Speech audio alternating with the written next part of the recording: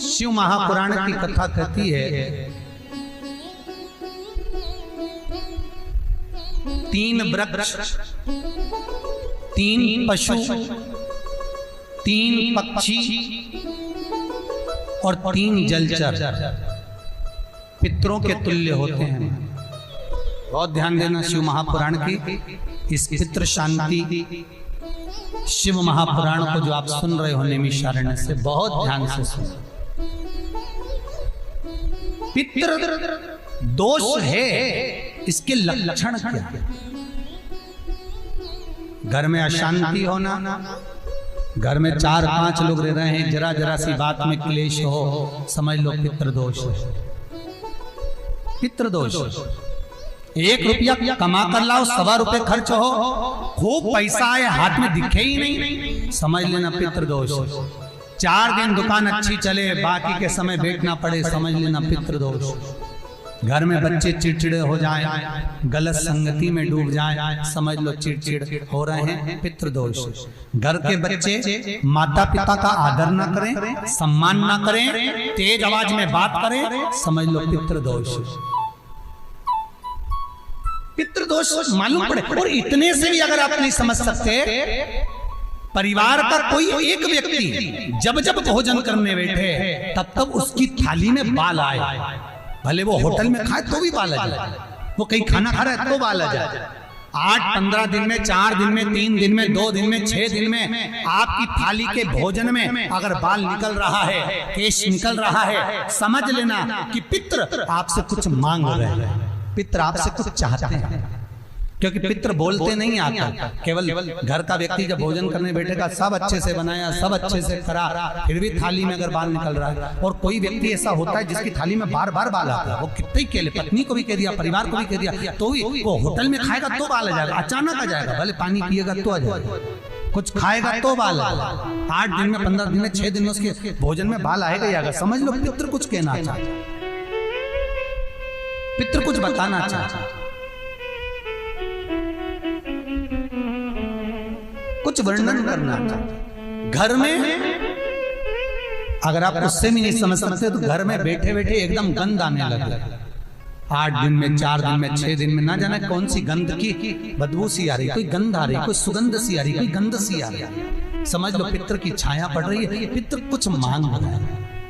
8 दिन में, 15 दिन में कोई भी अगर आपको नहीं आएगा तो कोई दूसरा कहेगा, आज घर में ऐसी गंध क्यों आ रही है, कोई आकर कह देगा गंध क्यों आ रही है। उसका मतलब है पितृ आपसे कुछ मांग रहा है, कुछ कहना चाहता है, कुछ मत करो। अगर ज्यादा लगता है कि हमारे घर में पितृदोष है, पैसे नहीं आ रहे, लक्ष्मी नहीं टिक रही, पीपल के पत्ते पर श्राद्ध पक्ष की एकादशी के दिन और द्वादशी के दिन पीपल के पत्ते पर शहद की 7 बिंदियां लगा दीजिए, उसी पर चंदन लगा दीजिए, 7 आखे चावल, सफेद चावल उस पर रख दीजिए, एक जौ, थोड़ी थोड़ी काली तिल उस पर रख दीजिए। अपने पूर्वजों का नाम लेकर, पितरों का स्मरण कर कर, गोत्र बोलकर, नाम बोलकर बहते हुए पानी में उस पत्ते को छोड़ दीजिए।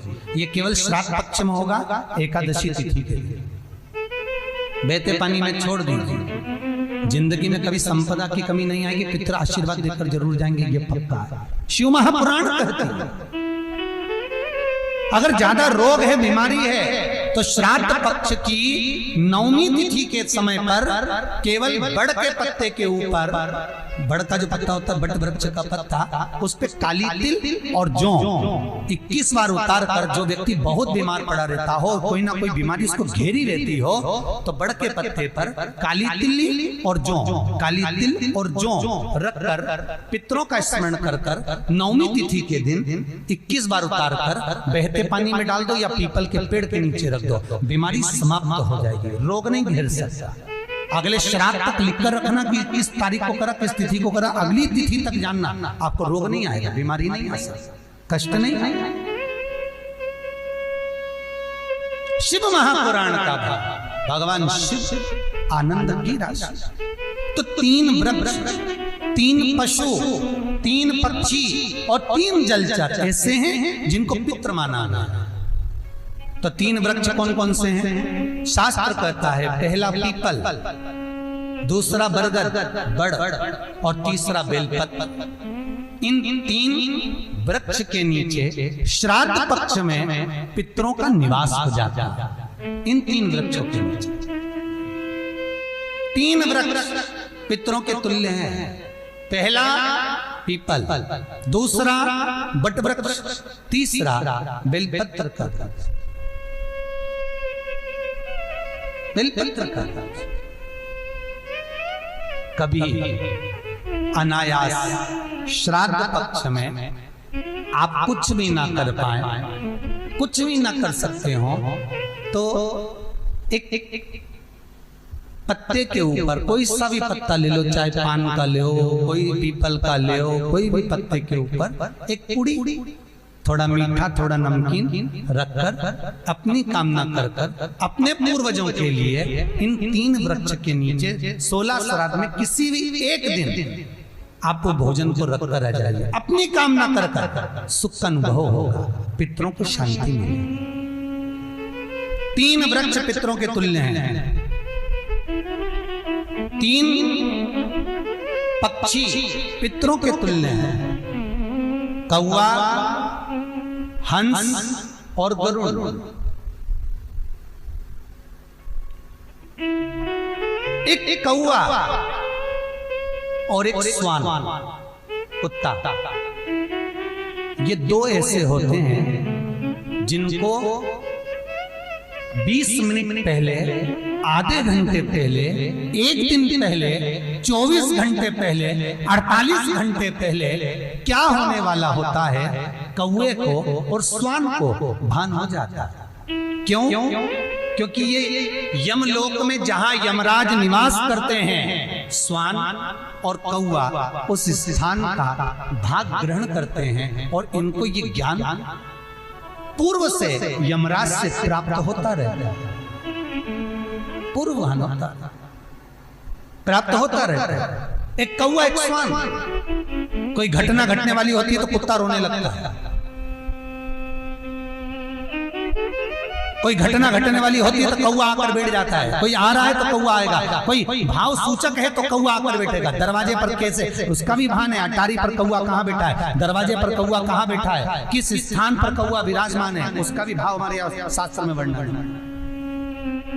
3 पक्षी, 3 वृक्ष पितरों के तुल्य हैं। पक्षियों में कौवा, हंस और गरुड़, ये पितरों के तुल्य, जो अधोगति में मर जाते हैं, जिनको पिंड नहीं मिलता, तर्पण नहीं होता, ब्राह्मण का भोज नहीं मिल पाता, जो मर जाते हैं, जिनका अंतिम संस्कार तक नहीं होता, जिनकी गति बिगड़ जाती है, ऐसे जीव कौवे के अंश में प्रकट होते हैं, जो पूर्ण फल लेकर जाते हैं। पितृलोक में जगह नहीं होती, बैकुंठ में जगह नहीं होती, कहीं अगर जगह नहीं है देवलोक में, तो इनको कौवे के अंश में, गरुड़ के अंश में या हंस के अंश में डाल दिया जाता है।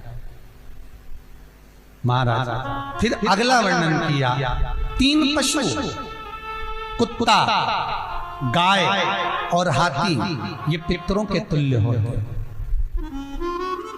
शिव महापुराण की कथा कहती है, अगर श्राद्ध पक्ष में गया नहीं जा सकते तो गाय के मुख में गयासुर ने वर दिया था कि गाय के मुख में अगर कोई गया नहीं आ पाएगा तो गयासुर 16 दिन गाय के मुख में निवास करेगा। और गाय के मुख में श्राद्ध के समय पर अगर कोई रोटी देगा, श्राद्ध के समय पर जो भाग देगा, उसको गया जी में पिंड करने का पुण्य फल प्राप्त होगा। ये गयासुर का वर गौ माता के लिए था। तो गाय के मुख में 16 दिन तक गया क्षेत्र का पिंड का भाग प्राप्त होगा। कुत्ता, गाय और हाथी। श्वान को रोटी क्यों देते हैं? क्योंकि श्वान पितरों को अपना भाग प्रदान कर देता। श्वान रखता नहीं है, चुका देता। फिर 3 जलचर है महाराज जो पितरों के तुल्य हैं। मछली, कछुआ और नाग। पिंड जो बनाया जाता है वो पानी में दिया जाता है, मछली जिसको पाती है वो पितरों को प्राप्त होता है। कछुआ श्रावण के इस 16 श्राद्ध के अंतर्गत कछुआ यदि आपके दिए हुए भाग को पा लेता है तो वो जीव उसी समय पर तर जाता है। और महाराज नाग वो